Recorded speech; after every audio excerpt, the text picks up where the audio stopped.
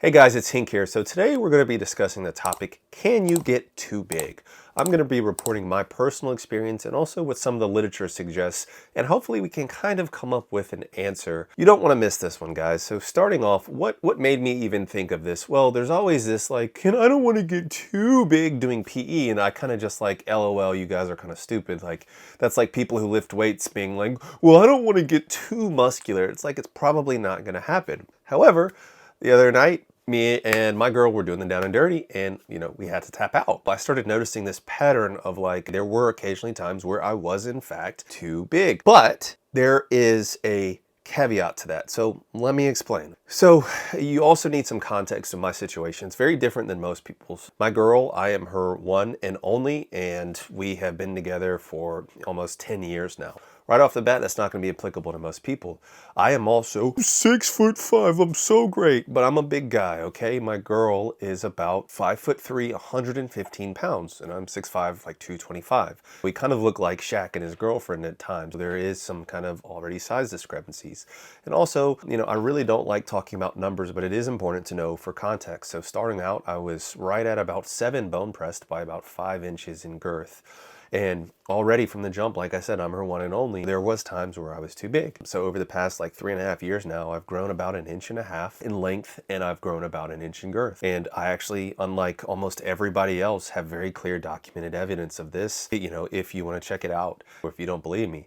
That being said, guys, my course is live where I break down everything in the most concise, time-efficient manner with actual science backing on how to get bigger. So if you're interested, check it out. Link is in the description. That being said, my girl had initially adjusted to my size, but then as time progressed and I started growing, now we're getting to the point where she's actually tapped out multiple times. I started tracking these events because, I'm a man of science.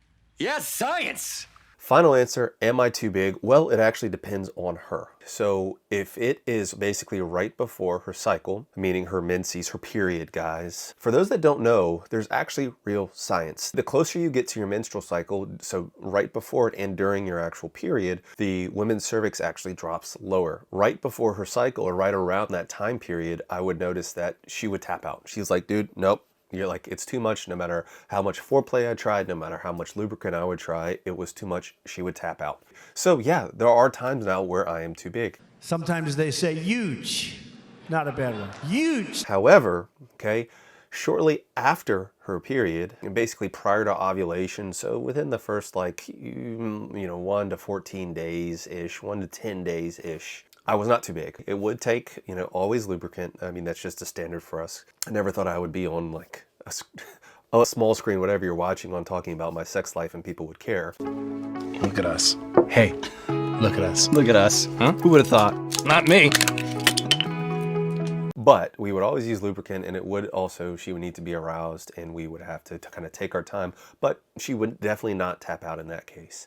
However, right around the time of actual ovulation, guys, if you don't know what ovulation is and you're in a heterosexual relationship, please turn off this video right now and go on Google and actually learn about female anatomy, for the love of Christ. But I digress. But around the time of ovulation, like, I could go all the way in, like balls to the wall, if you will, with no issue. We would still have to warm up. But there was even times where I would be basically as far as I can, and she'd be like, go deeper. And I'm like, sorry, I'm out. Deeper.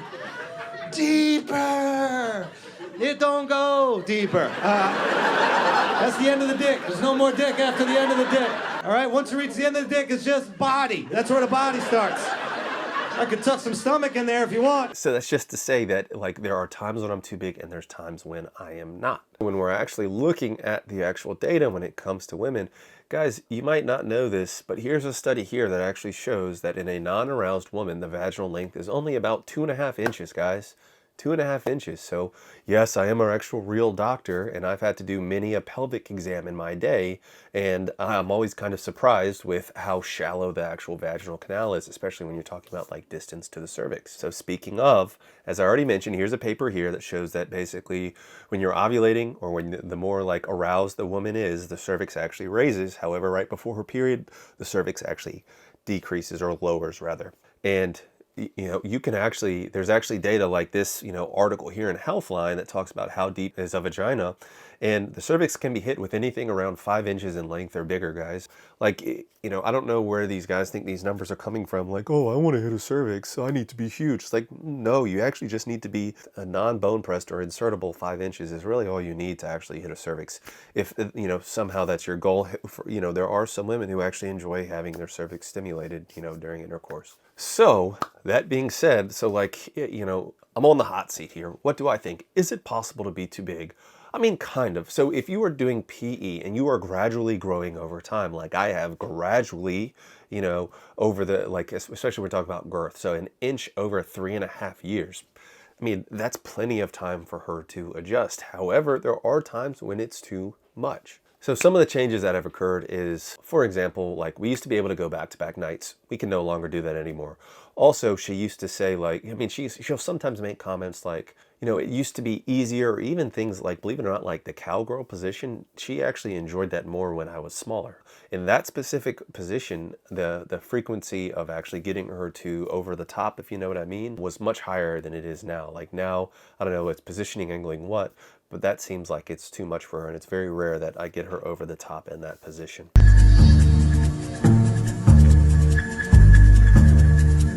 So guys, like, what is my point with all of this rambling is that, you know, before I actually thought it was kind of laughable, like I didn't think you could actually get too big, and guys worried about that are just being idiots. But I actually do think it is possible now, and I'm actually on the verge of debating like whether or not I need to stop. The only thing is, you know, when she does get over that top now with this added size, like it does seem to be much more like kind of like body shaking, like much more aggressive O's, if you know what I mean. I do think that there is merit in that. But I do want to address, because I actually made this post on our subreddit r/gettingbigger. If you haven't been on there, you should check it out. But there was some kind of interesting comments that I wanted to address, so I'm going to pull those up now. Points. So first of all, here's Goldmember here, and he says Hink has like a tracker in Excel sheets, and I thought that that was pretty funny. I mean, I do take notes just in my notes app on my phone. But here's the second most liked comment, says, low-key sounds like things are more complicated. And there is like a little bit of truth to that. The biggest thing for our experience in general, I would say our entire like intimacy experience has improved dramatically, because I'm no longer a little bitch boy about the size of my D. Okay, like I don't try to hide it. I never really would really try to hide it, but like I would, you know, wait till it's dark and then kind of get under the covers and stuff. And now I'm like, you know, you know, like nah. Like my confidence is through the roof, and that in itself has dramatically improved our overall quality. So I would say that, you know, yeah, I pointed out some kind of negative things like, oh, we can't go back to back, we have to use lubricant certain times of the month, it is too big. But in general, I think that it is a net positive from the confidence perspective. The rate of getting her over the top is probably about the same, but when she does get over the top now, it's much more intense. Here's one from Anthony401. And it basically says, many people here that don't know that girls will leave a guy for being too big because they get sore all the time. And there's a lot of truth to that. Guys, if you don't know something that's called vaginismus, which is basically anytime there's any kind of penetration into the vagina, the actual muscles of the vagina will like clamp up.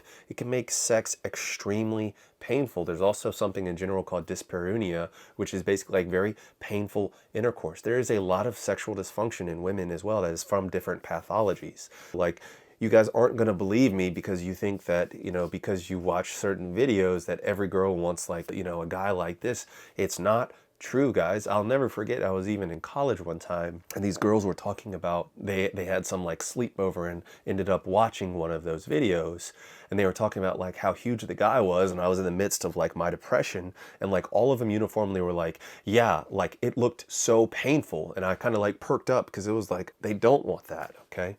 There is a lot to be said about size, guys, and it's not just the massive one that girls want. And along with that, I've kind of asked some of my like platonic female friends about size, like if we're close enough in a situation where I feel comfortable asking.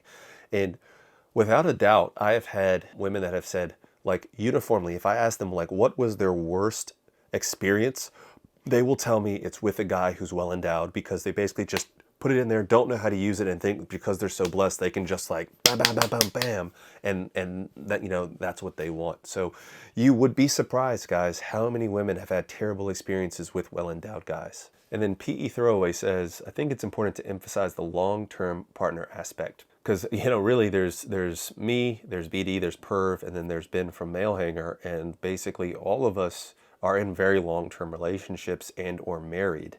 It is different in the situation where if like you're hooking up with a girl for the first time, and if I was back on the dating scene and I would pull out like a hog that I have now, I actually would, I would be a little concerned that I might be like intimidating to some of the women I was with. But, you know, fortunately I'm with a long-term partner who's kind of grown with me as I've grown, or stretched with me as I've grown, if that makes sense. But I do think there is more of a concern on the dating scene. However, you know, here's one of my old man rants, like this, like Tinder age and this, you know, whatever, do you guys, if it makes you happy, be happy. But like my body count extremely low. It wasn't 1, but it wasn't far off from 1. And I just think that like this day and age when these body counts are like insane, and you know, some guy was on here and he's like, yeah, I've had over 200 partners. And I'm just like, oh, like gross, like I hope you get tested for everything. But anyways, I'm no judgment, guys. If that's you, do what you want to do.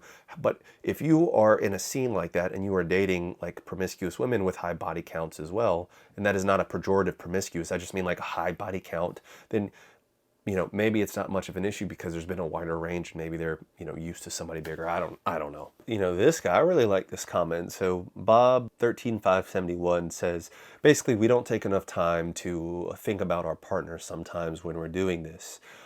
He started out with, you know, a very average to, you know, upper average measurements, and then has gone all the way up to girth in like 5.5 inches, which is definitely well above average. Definitely in the big range.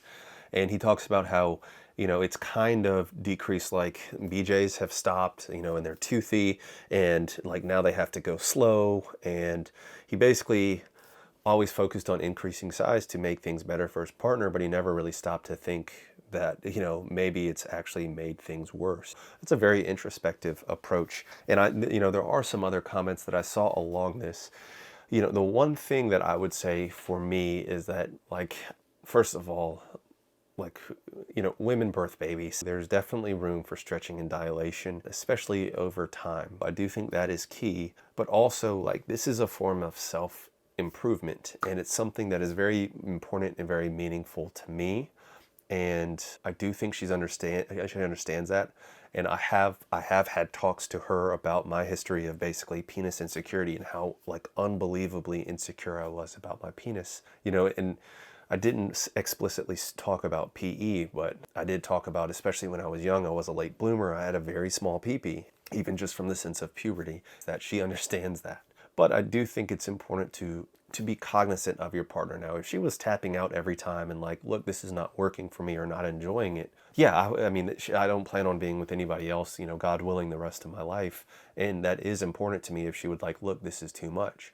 But once again, like at least in my case, especially during certain times of the month, she absolutely enjoys it and like asks for me to go deeper. And I won't say I've turned her into a size queen, but I do, like, heaven forbid if something were to happen to me and she were to end up with like a more regular size guy, like I do worry about her ability to, I think she's just used to somebody my size now. And I think she has grown to enjoy that. So anyways, kind of rambling. So guys, this was just a fun one. It came up on Reddit today. I wanted to make a video about it. So hopefully you learned something about it. Let me know what you think in the comments below. Is it possible to actually get too big? Until then, catch you guys in the next one. Peace and love.